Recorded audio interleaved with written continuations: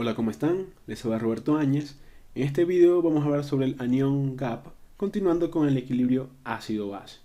El anión gap también es conocido con el nombre de brecha aniónica o hiato aniónico. Y para saber bien sobre esto debemos de comprender cómo es el comportamiento de cationes y aniones a nivel de los líquidos extracelulares. Ya sabemos que catión es unión de carga positiva y anión es unión de carga negativa. El catión principal de los líquidos extracelulares es el sodio, ¿ok? Tiene un promedio de 142 miliequivalentes por litro, seguido del potasio con un promedio de 4 o 5 miliequivalentes por litro, seguido del calcio, magnesio, entre otros, ¿ok? Y de los aniones, el principal o los principales son el cloro y el bicarbonato. El bicarbonato ya hemos hablado en los videos anteriores, su promedio es de 24 miliequivalentes por litro y el cloro su promedio es de 105 miliequivalentes por litro.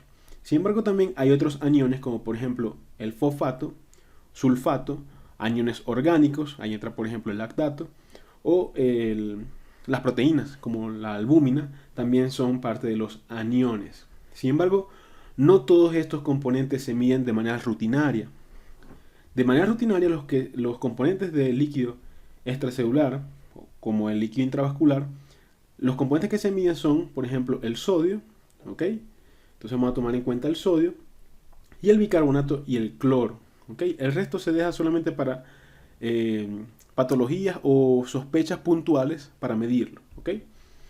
Entonces, basados en esto, tenemos los cationes, que es el sodio principalmente, y los aniones, que es el bicarbonato y el cloro principalmente. La cantidad de cationes y aniones a nivel del líquido extracelular es la misma, es decir, está equilibrada. Sin embargo, si medimos solamente los componentes que evaluamos de manera rutinaria, nos queda un espacio, ¿ok? Que es al comparar la suma del bicarbonato con el cloro con la cantidad del sodio. Ese espacio corresponde a los aniones no medibles de manera rutinaria. Y por lo tanto, ese es el espacio o la brecha aniónica de la que vamos a hablar hoy.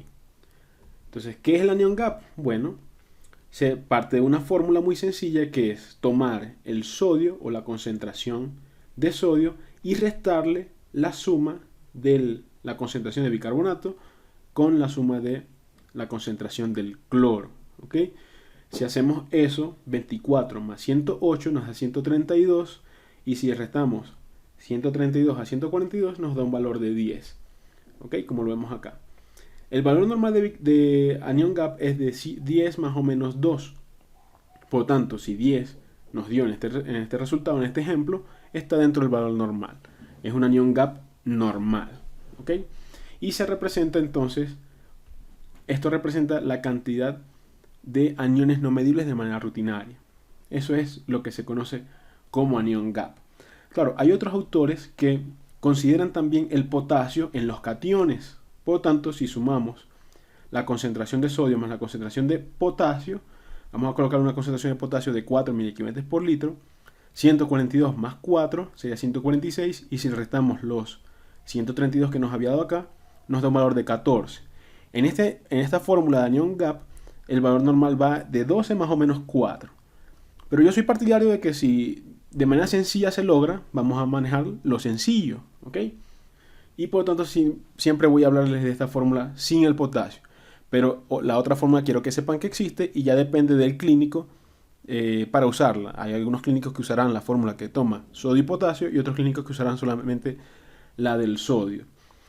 Yo en verdad pienso que si estamos en eras de crisis y necesitamos ahorrar reactivos, bueno, vamos a tomar la fórmula de anion gap que no tome en cuenta el potasio.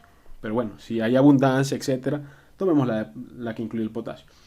Bueno, ya me estoy desviando del tema, así que no le presten atención. Vamos a tomar solamente la del potasio, que resta la suma del bicarbonato más cloro. Ahora, ¿qué utilidad tiene el anion gap?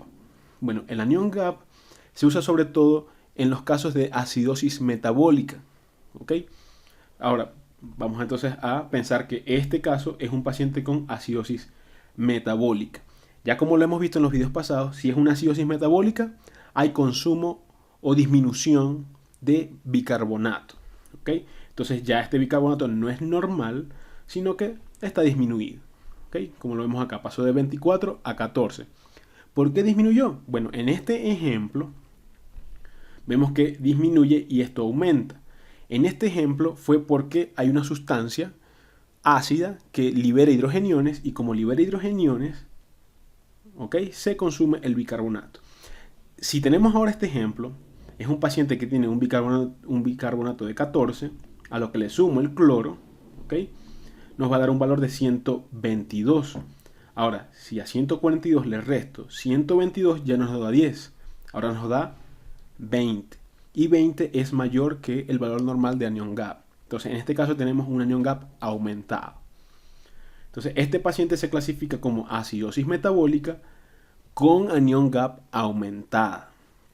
También es llamada acidosis metabólica normoclorémica, porque el cloro no se afectó. ¿Ok? ¿Por qué no se afectó? Recordemos que dijimos que la cantidad de cationes debe ser igual a la cantidad de aniones. Esta sustancia ácida que se está produciendo acá va a quedar negativa, va a ser un anión, entonces va a estar completando toda esta parte y va a quedar similar. Claro, aumenta la brecha aniónica, pero la cantidad de aniones y cationes se mantiene. Por lo tanto, el cloro se mantiene. Ya eso lo vamos a tener con un ejemplo más adelante. ¿Qué nos dice que el paciente tenga acidosis metabólica con anión GAP aumentado? Bueno, es que hay ciertas patologías que cursan con esa característica. Por ejemplo, la cetoacidosis, que ya hemos hablado de la cetoacidosis diabética, que es el acúmulo de cuerpos cetónicos que son ácidos y liberan hidrogeniones y se consumen el bicarbonato. Pues no solamente hay cetoacidosis diabética, también puede ser alcohólica o por ayunos muy prolongados. Pero bueno, eso sería otro tema. La acidosis láctica también les he hablado. El ácido láctico o lactato es un componente ácido, igual se acumula acá, libera hidrogeniones y va a producir acidosis metabólica. Y eso ocurre cuando hay condiciones que comprometan la perfusión de oxígeno a nivel tisular, como les he hablado del shock hipovolémico, shock cardiogénico, shock séptico, etc. Por eso es que el lactato se usa como indicador de seguimiento y de mortalidad en esos pacientes. O también puede ser casos de intoxicación con etilenglicol, que el etilenglicol es una sustancia que al ingresar al organismo va a producir metabolitos ácidos y va a actuar entonces igual que la cetoacidosis y la acidosis láctica, provocando una acidosis metabólica con anión GAP aumentado. ¿Okay? Si lo quieren ver más gráfico, por ejemplo en la acidosis láctica, ¿qué pasa? Hay un acúmulo de ácido láctico que a lo que libera el hidrogenión, ¿okay?, este se consume el bicarbonato y queda en forma de lactato, que queda negativo porque liberó el hidrogenión, ¿no? Pero ese lactato se acumula, entonces esto aumenta acá. Este espacio que no medimos porque solamente estamos midiendo sodio, estamos midiendo solamente bicarbonato y cloro, pero ya sabemos que este espacio aumentado puede corresponder al lactato o a la sustancia ácida que está actuando, que está provocando la acidosis metabólica. ¿Ok? Ahora vamos a cambiar de paciente. Vamos a colocar que también tiene una acidosis metabólica. ¿Ok? Pensemos que ese paciente, si tiene acidosis metabólica, recordemos que hay pérdida o disminución del bicarbonato. Pero en este caso no va a ser por consumo, porque hay una sustancia ácida, sino vamos a hablar de que es por pérdida. Por ejemplo, ¿cuándo hay pérdida de bicarbonato? Puede ser una pérdida gastrointestinal. En esos casos de diarrea, de esas diarreas mandadas a hacer, ¿ok?, diarreas graves, severas, que haya mucha pérdida de bicarbonato. ¿Ok? Aquí no ven que hay un acúmulo de una sustancia ácida, sino que más bien hay pérdida del bicarbonato. Entonces, si no hay una sustancia ácida que compense la cantidad de aniones, debe haber una forma para que el organismo aumente la cantidad de aniones y esto quede igual, equilibrado, la misma cantidad de cationes y de aniones.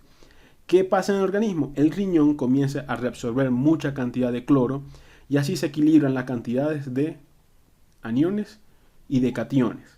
¿Ok? Si hacemos la fórmula acá, sumamos 14 más 118 nos da 132. Si restamos a 142 nos da 10. Por lo tanto, 10 entra dentro del rango normal del anión GAP y en este caso tendremos una acidosis metabólica con anión GAP normal o también llamada acidosis metabólica hiperclorémica. Son estos casos donde no hay una sustancia ácida que está actuando, sino que más bien hay pérdida de bicarbonato. No hay acúmulo de cargas ácidas, sino más bien hay pérdida de sustancias alcalinas.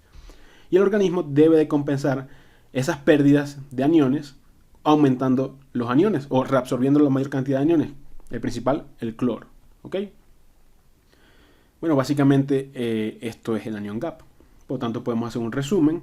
Acá vemos la imagen que más nos interesa, que básicamente es un valor calculado que representa la diferencia entre cationes y aniones no medidos por técnicas habituales de laboratorio. Cuando estaba en tercer año me recuerdo muy bien que me preguntaba siempre qué es el anion gap. Yo veía a mis compañeros de cirugía que hablaban de anion gap. Es interesante que estén hablando de anion gap en cirugía, lo cual no piensen que en cirugía nunca se habla de cosas metabólicas, nada. También se hablan de cosas metabólicas y es muy importante el anion gap para evaluar sobre todo los procesos de trauma o de algunas patologías como pancreatitis, etc. ¿Qué pasaba? Yo no sabía que era anion gap y pensaba que era algo muy complicado. Pero ahora que ustedes también lo pueden ver, que no es nada complicado y básicamente nos va a dar dos opciones, si hay un anion gap aumentado o si hay un anion gap normal.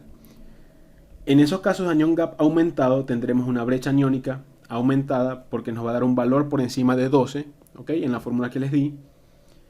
Y esos casos corresponderán a acetoacidosis, acidosis láctica, intoxicaciones, uremia. Esto es por causa de insuficiencia renal crónica. Pero bueno, eso es otro tema. Solamente nos sirve como complemento diagnóstico. O si tenemos un anion gap, también llamado acidosis metabólica hiperclorémica, será debida a causas gastrointestinales, como por ejemplo diarreas o lesiones renales, por ejemplo, que las pérdidas no sean por gastrointestinal, sino pérdida de bicarbonato a nivel renal, como lo vemos también en las acidosis tubulares renales, o el uso de resinas de intercambio iónico, como por ejemplo la colestiramina. Pero bueno, esto es otro tema. Mi tema principal ahora, que sepan, es la utilidad del anion gap. ¿Es útil? Sí, como complemento diagnóstico. Nos va a servir para comprobar más la sospecha diagnóstica que teníamos de la acidosis metabólica en el paciente y asegurar entonces un tratamiento eficaz y oportuno en los mismos. Espero que hayan entendido. Cualquier duda déjenla en la caja de comentarios. Yo les dejaré un caso clínico corto en los comentarios, si pueden resuélvanlo. Espero que les haya gustado este video. Si sienten que el aporte fue significativo, ya saben que pueden regalarme un like. Y no se queden con el conocimiento, compártanlo. Y si quieren ver más videos como estos, nada, suscríbanse al canal. Un abrazo muy fuerte, nos vemos en otro video.